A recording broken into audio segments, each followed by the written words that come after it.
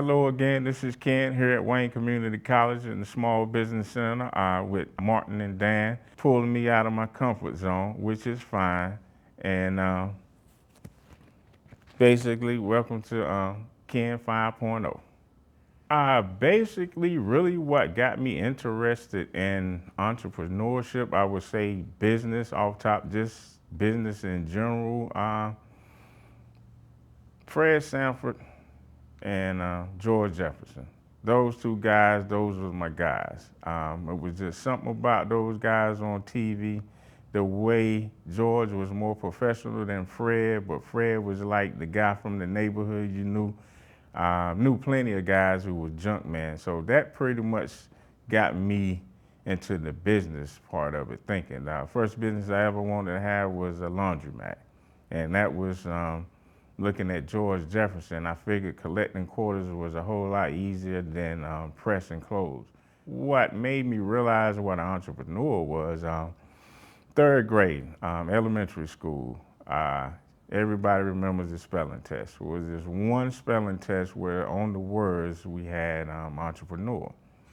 Was a word I wasn't familiar with, had heard it before, but once I read the definition, person owning their own business, small business, I said, okay, that's what George is. That's what Fred is. And that's really what let me know, okay, I can do this too. So basically what I did was spelling test, you had to do your spelling test. We had a report we had to do. I did a report on Oklahoma. I had an uncle who lived in Oklahoma. So did a report on Oklahoma, and the entrepreneur was just something I did for extra credit. But basically, that's what really made me take another look and that, okay, this is possible. What I'm thinking is about an entrepreneur. I can be that, I can do that. And that's really what led me into the interest in business, trying to seek out information. And okay, we watching it. So, you know how George would go to his desk and he write out a check. And sitting there something, I was talking to my grandma. I said, Ma, you need to get some of them checks like George Jefferson. My grandma looked at me and said, you know, you need to put some money in, you need some money in that bank. And see, I didn't get that. All I knew was George went to and wrote that check out, and he spending $100. He done gave Ralph $3, and I'm thinking, man, he gave Ralph the doorman $3. Wow, he just gave, you know what I can do with $3? We can have parties all week. We can go to the pool every day. So it was stores in the neighborhood that was owned by black guys. I knew them guys. But it was more of, it was different than seeing it on TV. I don't know what it was, because like I say, I could go this neighborhood, that neighborhood. The stores was owned by black-owned guys. You knew them, and but seeing George Jefferson and Fred Sanford, maybe it was the TV part of it. You know what I'm saying? And just the way they acted, it entertained. And then with all the, if it wasn't for Lamont, Fred would have been rich a long time ago. So just to watch them back and forth, the scheming, and just trying to understand business, and it just entertained me. And I once I got older, looking back, I realized that's where it was. That's where it came from. Just watching them guys, and like I said, and I can see and touch the guys in the neighborhood, but it was a little different watching them on TV. And it was something about the guys in the neighborhood. They owned the store. They owned the barbershop. They also owned a home. So everybody didn't own two pieces of property like that. You know, mostly the barbershop, he probably owned the barbershop. The beauty supply, the beauty salon, she owned that.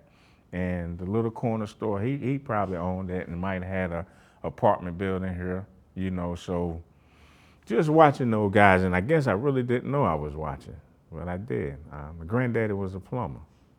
My granddaddy was a plumber, and he always He didn't have everything, but I never went hungry. Had what I needed, and if I ever needed it, he had it. And so I can remember I was little, would do jobs with my grandfather, and pretty much just helping him get the pipe wrench, go get the solder, this and that. But he may do a job for $14 and give me $7. So you can just imagine what $14 was back then, where he do a pipe fitting job. But he was split. He would plenty of times he would split that with me. So I could watch my grandfather. He wasn't as business minded, but he knew how to plumb, and he knew, okay, I can do this for myself and make some money. And that's what he did. That's what he did. That's what he did. But I just thought about that. Just hanging out with my granddad. I mean, he was a plumber. That's all I ever known him to do. Well, Talk about your first businesses. well, actually, the first business before I even knew really what I was doing, cutting grass. Cutting grass. And my mom brought me a lawnmower. I had to be in about the 5th grade. And that was the first thing that really, okay, I could make a little hustle here or something.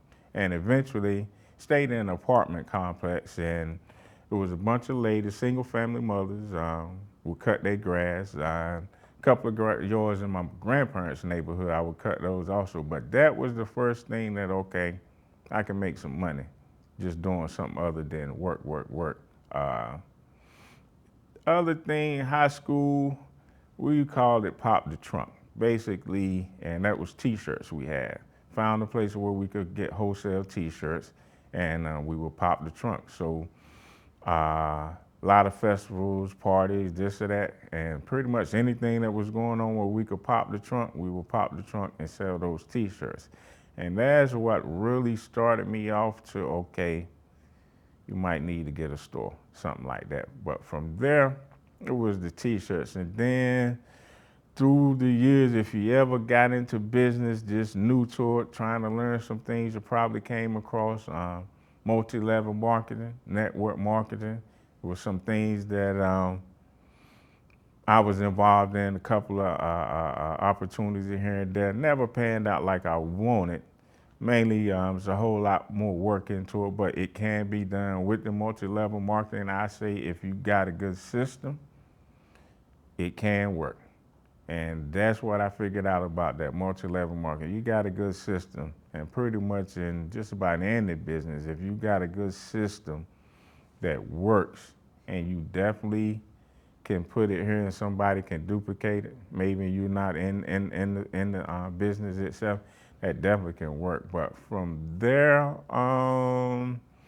it was more into clothing. Early 2000s, you may remember when the urban trend came in. There was a lot of urban designers. You've seen a lot of urban fashions, the clothes, the baggy clothes, the different colors, and ended up opening up a clothing store early 2000, and basically we was urban fashion, and did that for about 6 years until the market changed. And really what happened with that was most of the urban black designers sold their company, and which is not a bad thing because they got to a point where, okay, they could sell their company for a profit, but they sold the business, and that was the end of the business. Basically, you want to say this, it might have been uh, uh, somebody who makes clothes, but they're a bigger brand that buys out this smaller brand, where they're going to bring you in, but they bring you in and sell everything you got, and that's the company. So pretty much that's what happened to the urban trend, the urban clothing designers. They sold out to this person, that person to go work with a bigger outfit, and that was pretty much how the market ended. And made some good money, had a good time, went to a lot of trade shows. The fashion shows was always fun. There's something about going shopping for clothes, and you got a lot of money to buy them. It makes a difference too. But a lot of the stuff, we was breaking trends, meaning we had this product before anybody. We had it in the store, a lot of name brand stuff, a lot of off brand stuff, but we had stuff in the store whether you had $10 in your pocket to $150, we had something for you. But that was basically it. From there, I ended up doing some bail bonding. My parents always was in bail bonding for years. Something I ran away forever because I really wasn't my thing, but I did do it for 5 years. My main thing I do now is sell haircut products, shampoos, relaxers, greases, mainly to salons. Eastern North Carolina is my territory, so that's pretty much where I'm at. I also have a nightclub, Wine Out Tonight Lounge. That's a Friday, Saturday, Sunday deal, 10 to 2, more, definitely for the grown folks. I have 30 on the door, but my crowd is mostly 40 and up. Saturday nights, class, dress up. Saturday night is, we definitely do a dress code. So you come out Saturday night with you and your lady, look nice, laugh, dance, have some fun. But basically, that's where it is. And pretty much all of that, my interest in business and just trying to expand my knowledge is what led me to a small business class. I had a stylist, she mentioned, hey, I gotta get out, I got a class to go to later on today. I said, where? She told me, and here I am in front of the camera, Ken 5.0. And also you do some investment too. How did you get into that? Because that's The real estate, just that came to me really trying to figure out how people build wealth, how wealth is accumulated, more than just making money. And then thinking, okay, not so much passive, but some passive and that's what led me into real estate. I like the idea about owning property, something about being a property owner. And I always tell myself now, I'm not a wage earner. I'm a man of business and property. I got that from somewhere. I can't remember, but somewhere I read, and I said I like that. So, a man of not a wage earner, a man of business and property. But the property piece is more towards my long-term retirement plan. Because like I said, I like the idea of owning property. I like to keep it up, keep the grass cut, keep the houses up. Just something about that, just owning your own piece of land and having a piece of property. And then with it, I definitely can help folk, definitely folk looking for a safe, affordable place. I try to keep my rents affordable. I could have them X amount of dollars, but just have somewhere where somebody can stay that's affordable, don't break their pocket, and hopefully I keep them there for 20, 30 years. But the investment part, just a couple of single family homes. I rent them out and like I say, have fun with it. Just the real estate part, just everything I study and read, somewhere to the top, 1, 2, 3 is real estate. So you may have stocks, real estate, something, real estate stocks, but in that top 3, somewhere it falls in the real estate. And looking at the way things are going now in the commercial real estate, if you're interested in, that might be now, well, anytime really, but now the way the interest rates and stuff is flowing with commercial real estate, it may be a good time for you to dip your toe in. Because I'm actually looking for a couple of properties myself, commercial, but that's more on the long-term end too. But that's something that I also do. Number 1, believe in yourself. Number 1, you gotta believe in yourself. 2, make it up in your head. Meaning if you pull out that piece of paper, I don't know what it is, but it's something about writing it on that piece of paper that make it concrete. And expect that you can do it and make it happen. That's it. It's a lot more to it, but that's basically very simple. You gotta believe you can do it. You make it up in your mind, and then you expect it can happen. I knew it about failure, but until it came to me in a way I didn't expect and what I wasn't expecting, it make you it's almost like you playing basketball, any type sport.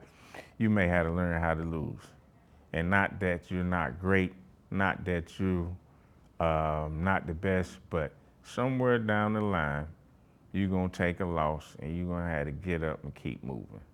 So that for me was a 4-bedroom apartment I had. 4-bedroom apartment, 2 upstairs, 2 upstairs, 2 downstairs. Um, Sweet deal, sweet deal. I only $600 got me into that deal. Um,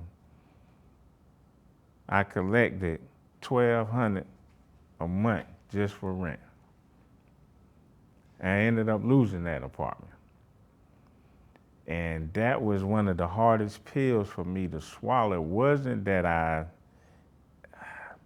had to come to grips with, okay, it didn't work out, figure it out and keep moving.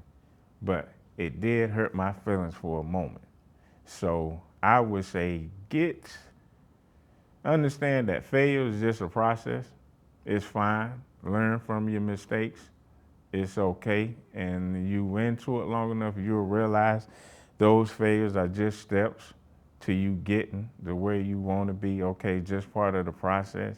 Don't let them take you to the point where you don't believe you can do it anymore. You think of your best, and you look at their story, look at the backstory, you will see where they failed several times. You just don't know about it. You always hear the end story. You may hear little bits and pieces of the middle, but if you know the whole story, you'll know it was a time when there was somebody you was sitting there scratching your head trying to figure it out. And so understand that the failure is just part of the process. Always believe you can do it, even though when those around you say you can't, don't understand what you're saying, don't even believe you. That's when the part when believing in yourself push you when your best buddy, your significant other, your brother, sister just can't see, don't believe what you're saying. You just hold it tight, believe in yourself. Remember what you wrote down on that piece of paper. The piece of paper, you can always go back and make adjustments. You can erase this, that before you get out there. So that's where the business plan, that piece of paper come. Even your little handwritten note, that might be the jump off. You sitting and the idea come to you, write it down, take it and do something with it. But definitely always believe in yourself. Always believe in yourself. And what's your advice on taking risk? Uh, Educated risk. Take educated risk as much as you can possible. That same piece of paper, the napkin, play it out up there.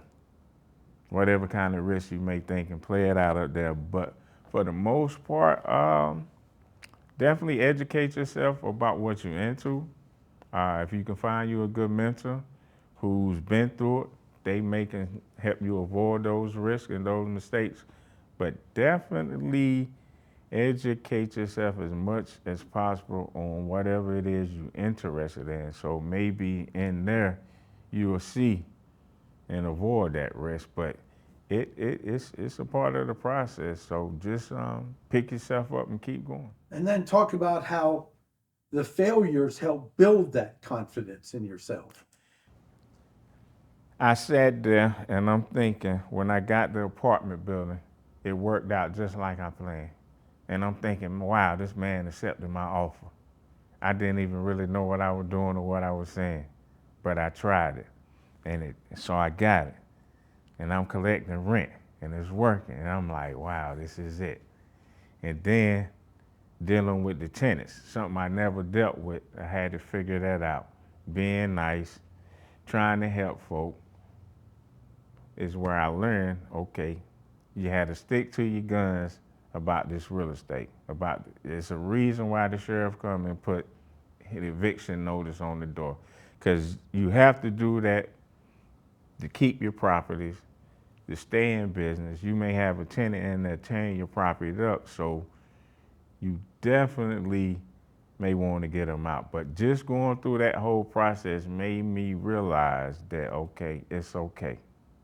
Try it again. So tell them how they can learn more about what you're doing. Okay, basically, the nightclub, Why Not Tonight Lounge, located in Kinston, North Carolina, 3103 Highway 11 North. For the grown and sexy, we do live performances, live comedy shows, live bands, Friday, Saturday, Sunday, 10 to 2 p.m. The way the bar is set up, we have a private bar. So I only have beer and wine behind the bar. So if you are a member, you can bring your own liquor. That's your brown and white liquor. Memberships are $20 for a year, $40 for the lifetime. Definitely a place you want to check out. You and your couple, you can come have a good time. Definitely don't have to worry about anybody bothering you. Nice, grown atmosphere for the grown and sexy.